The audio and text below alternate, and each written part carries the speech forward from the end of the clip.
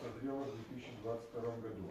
Значительно позднее, чем предпринимались решения, связанные с передачей земельного участка за номером 573 в окончании кадастрового номера в аренду, и значительно позднее тех событий, которые были связаны с установлением соответствия вида разрешенного использования классификатору.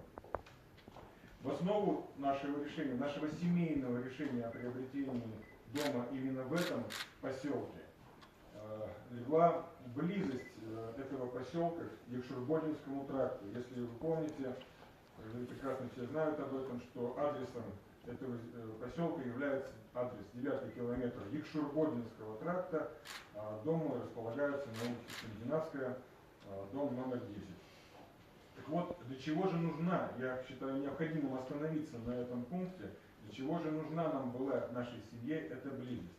Вы помните, что родился я в городе Глазове, супруга моя родилась в городе Глазове.